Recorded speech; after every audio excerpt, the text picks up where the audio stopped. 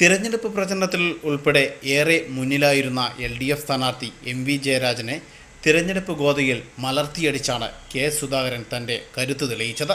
കഴിഞ്ഞ തവണത്തേക്കാൾ കുറവ് ഭൂരിപക്ഷമാണ് UDF കേന്ദ്രങ്ങളിൽ ഉൾപ്പെടെ പ്രതീക്ഷിച്ചിരുന്നത്.